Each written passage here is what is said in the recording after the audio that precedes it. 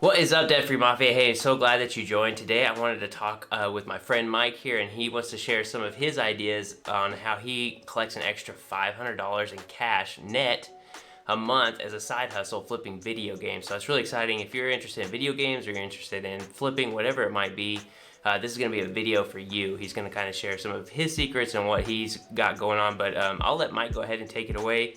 Mike, tell us a little bit about yourself. My name's Mike. I am a full-time swim coach.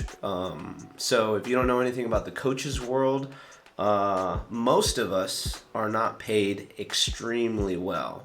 It's definitely a labor of love.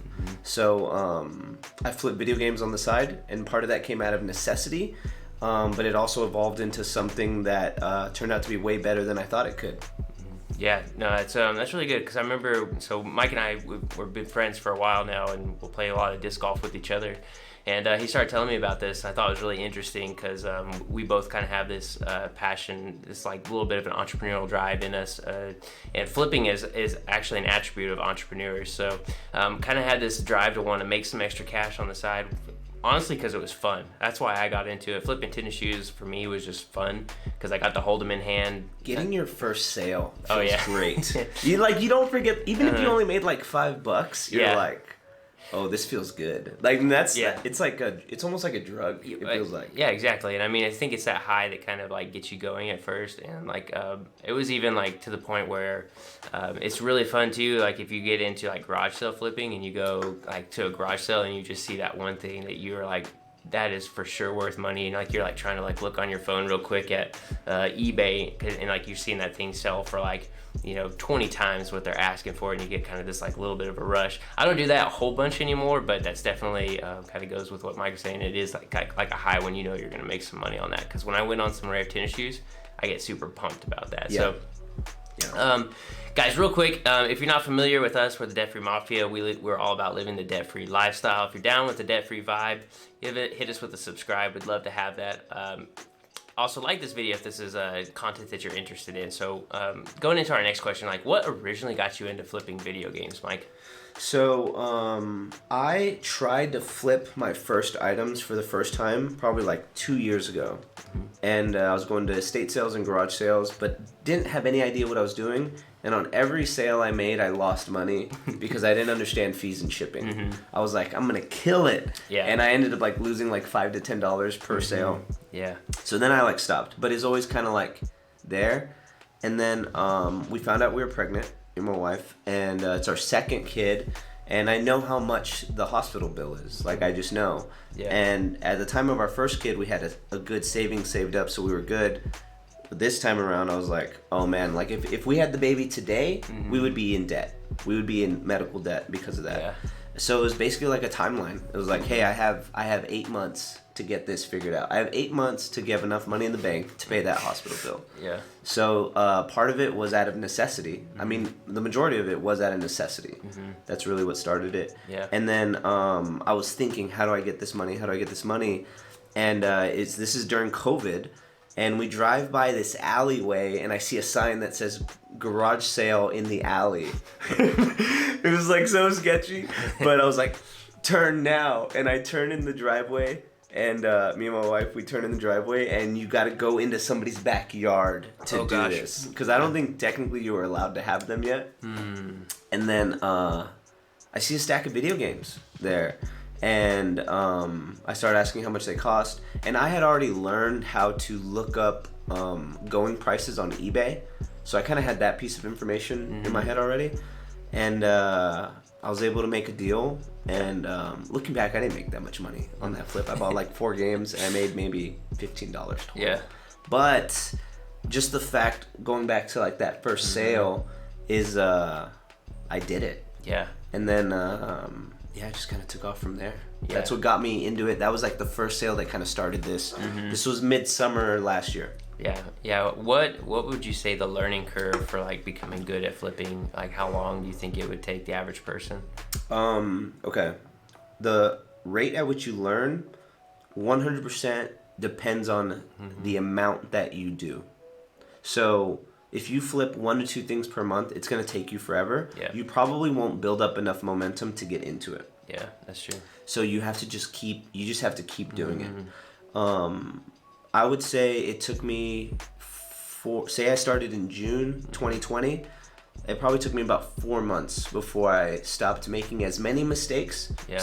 I still make mistakes, but stopped making as many, and I feel more confident in everything that I did, and I'm moving faster just because I understand it. Yep. But I was also flipping. I was probably flipping 20 to 40 items a month. Wow. Which That's was almost alright. a full-time job, just going to the post office alone.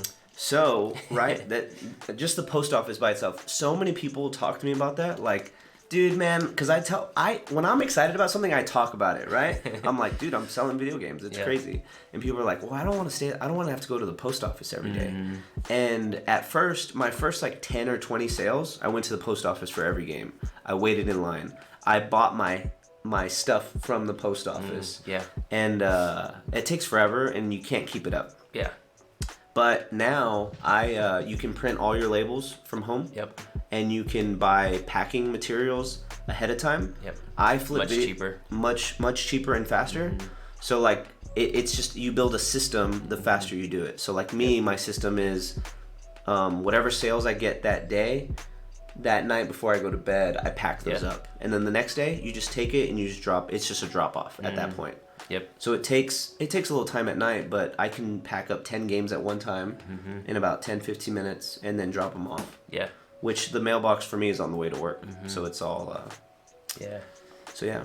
Yeah, I think the efficiency is definitely part of the learning curve, and then also knowing what to look for, because if you what you're gonna realize when you start doing like either garage sale flipping or anything like an estate sale flipping, you're not gonna be alone.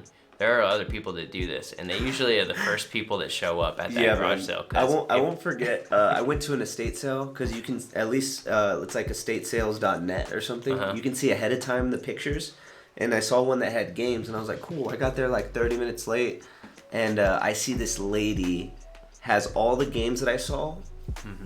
She has them all spread out over a bed, and she's price checking each one. Yep. And I was like, hey, could I, she's like, these are mine, I got these. And I was like, okay. Like, it's like that. Yeah. So, yes, 100%. Yeah. There's other people there. So, like, going into what should you flip, right? I'm trying to address the questions that I hear a lot of people say, like, I don't even know what I would do. Yeah. Start with one thing that you're interested in. Yeah. Yeah, so exactly. Like me, I love video games. I don't play as much as I used to, but I just love video games in general. And I just stuck with, I'm only going to do video games. I'm not going to look for antiques or all this stuff. So you get this one tiny area where your knowledge can go deep. Yeah.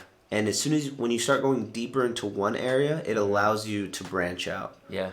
So what was like your first thing? Was it like, okay, I'm gonna go for old Game Boy games or something like that? What was the first thing that you're like, I look for that one first and foremost? Yeah, I don't know why I had this rule from the beginning, but I just had this rule from the beginning. It's just don't lose money.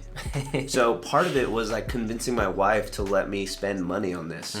So at first it was like, hey, I'm gonna spend $20 on this. It was like little things I'd check with her, and but the number one rule was don't lose money. So I have zero preference on what I sell, as long as I can make money on it as a game. Because there's no, age doesn't determine, in the video game world, age doesn't determine value. Yeah. There's 40-year-old games, there's Ataris and all that stuff that are not even worth it. Yeah, dirt cheap. Yep. Yeah, they're still not even worth it. And then there's like the weirdest things you can find, like even games made in the past couple years. Yep. That are $50, $60 games. Yeah, that's crazy. And like sometimes like you think because it's old and because it's special edition too. Like I remember when I was doing some garage sale flipping, I found this pack of old Pez dispensers that were like, it was like the President's edition. And I was like, there's no way, because they like wanted $3 for it. And I was like, sweet, I'm going to get this bad boy. It's going to be worth a lot of money. I got offered $10 for it on eBay, and I was just glad to, like, after shipping and everything, I think I made like $3 or $4, and I was like, man, that was silly on my behalf, because I was just sure that was like $1,000, $2,000 like that I was sitting on. But yeah, I think there's going to be a learning curve when it comes to flipping. But I think Mike's right. Find something you're interested in. I was interested in sneakers. And I did a lot of research on them. I followed pages that talked about flipping. I followed blogs and vloggers who talked about these shoes, and they would kind of talk about, what the supply, what the demand is, what the quantity is going to be, stuff like that. That's what I went off of. It's okay to be thorough, and the cool thing is if you're interested in it, it's a lot easier to be thorough, right? So I know guys that are people who, what they do to make they legit make a 6-figure income finding old furniture and refurbishing it and flipping it on Facebook Marketplace. I mean, if you can find old furniture that's not totally worn out, or if you have some upholstery skills, whatever it might be, I mean, these guys will turn around, stage it just right, put the right lighting on it, put it on Facebook Marketplace, and sell that thing for 3 to 4 times what they bought. Because people really love vintage right now. They're starting to really buy it up. So there can be all kinds of other stuff. So okay, and then got this last question here. I wanted to ask you, Mike, kind of what, we talked a little bit about, you said you had some hospital bills, but what goals do you have kind of whenever it comes to like side hustles and having that extra cash? Yeah, so one, knowing what you want to do with this money matters, because that's the motivation for doing it. Yeah, it's the why. It's the why. That's the reason why I stay up late packing things. So me, I have like a little side thing going on. I guess 2 reasons. One, to be debt free, right? Yeah. I'm in the right place. I'm still on my debt free journey. Yeah. So 1, to be debt free. 2, I have this little side thing going on. I'm a swim coach, building my social media brand and all that sort of thing, which is really gaining some momentum. But to do some bigger things, you need money. Yeah. And if you are trying to pay off debt, it's hard to justify spending your monthly income on this extra stuff. Yeah. So this reselling money, it's kind of like, it's house money. Yeah. Because it's not money that has anything to do with our monthly budget. I'm not living or dying. Like, if I were to stop reselling right now, I wouldn't be able to, like, it wouldn't affect my monthly bills. Yeah.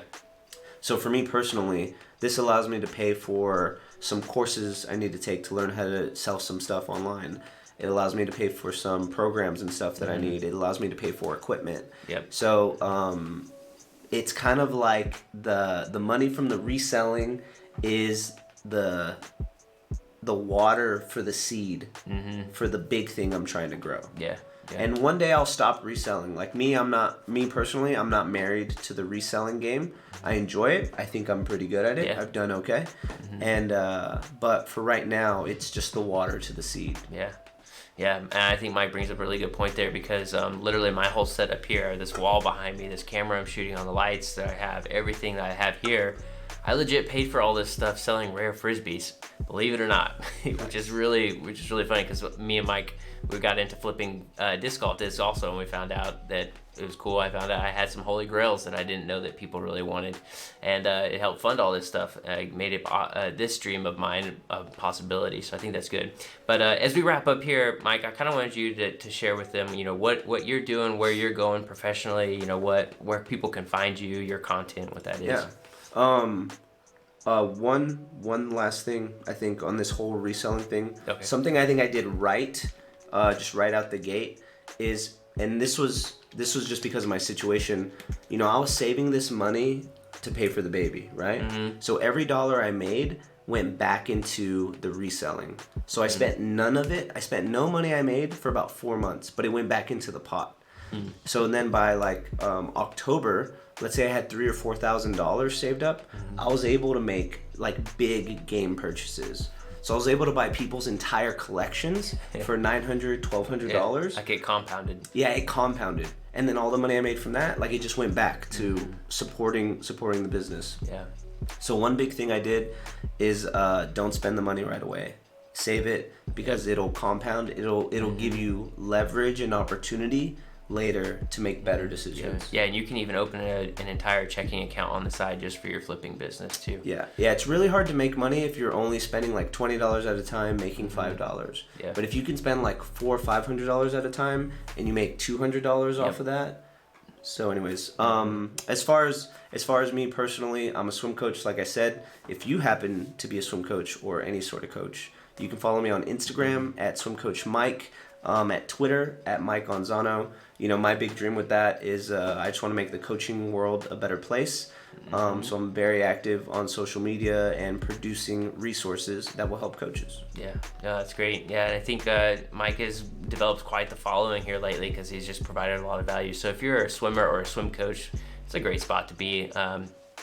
Guys, I appreciate you stopping by. Guys, if you found this was helpful, hit the like button because that really helps us out. It helps this message get to other people. There's other people out there that probably want to find an extra way to find some cash, and this video might be helpful to them. So again, if you want to be a part of the Mafia, we invite you to hit the subscribe button where we talk about living the debt-free lifestyle, leaving a legacy not only to our children, but our children's children. That's what we're about here. But guys, thank you so much for stopping by. Hope you have a good one. Peace. See you guys.